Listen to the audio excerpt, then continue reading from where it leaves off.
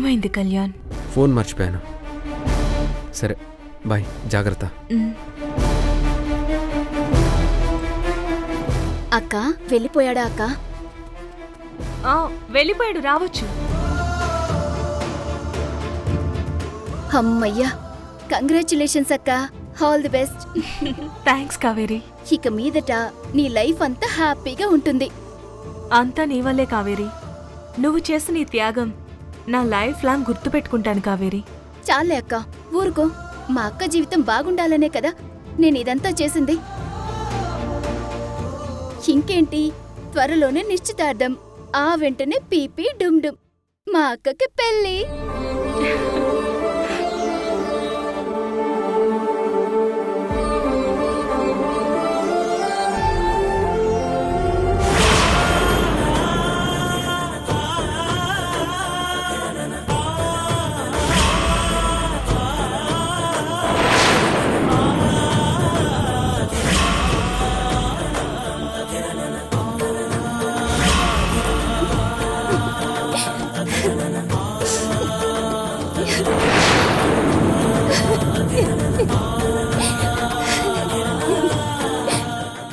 చేయాల్సిందంతా నీ చేతులతో నువ్వే చేసుకొని ఇప్పుడెందుకు ఏడుస్తున్నావే?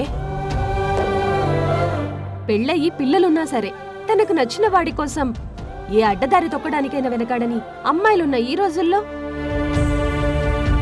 ప్రాణానికి ప్రాణమైన నీ కళ్యాణ్ని మీ అక్క ప్రేమిస్తుందన్న కారణంతో తీసుకెళ్లి తన చేతుల్లో పెట్టేశావు. అసలు మీ అక్క ప్రేమని గెలిపించడం కోసం కళ్యాణ్ ముందు నువ్వొక క్యారెక్టర్ లేని దానిలాగా మిగిలిపోవడమేంటే?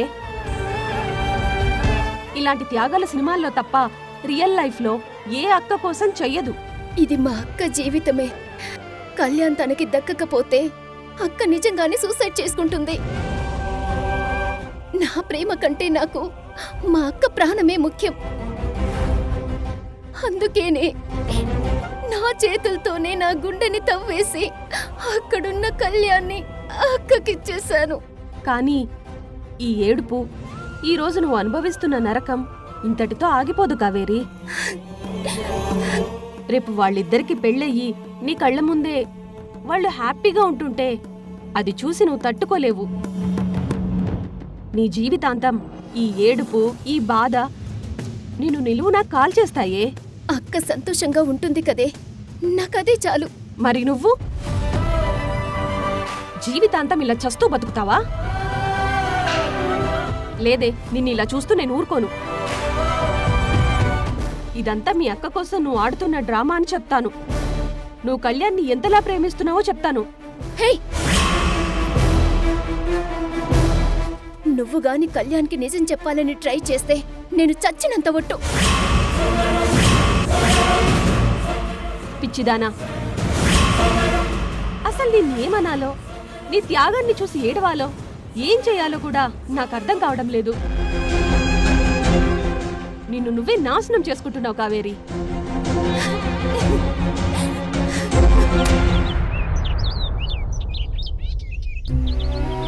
పుష్ప, పుష్ప. అక్క, నువ్వు ఆ ఇంటికి వెళ్ళడం నాకు సంతోషంగానే ఉంది. కానీ ఏదో తెలియని భయంగా ఉందక్క. ఇది వరకంటే వాళ్ళు నీ పిల్లలు, కానీ ఇప్పుడు ఆ చిత్రావతి గారి పిల్లలు. మీరు మళ్ళీ ఆ ఇంటికి వెళ్తే వాళ్ళు ఎలా రియాక్ట్ అవుతారో ఏంటో. పుష్ప, ఒకప్పుడే కాదు, ఇప్పటికీ ఎప్పటికీ ఆ ముగ్గురు నా పిల్లలే. నా కన్న పిల్లలు తిరిగి నా దగ్గరకొచ్చినా సరే చూస్తూ చూస్తూ ఈ పిల్లల్ని నేను వదులుకోలేను. ధర్మతేజ గారు ఆ రోజు నన్ను నమ్మి నాకప్పగించిన బాధ్యత ఇవాళ మట్టిలో కలిసిపోతుంది. అందుకే నేను తప్పకుండా వెళ్ళాలి. ఈ రాణమ్మ ఎక్కడున్నా ఎవ్వరికీ తల వంచదు.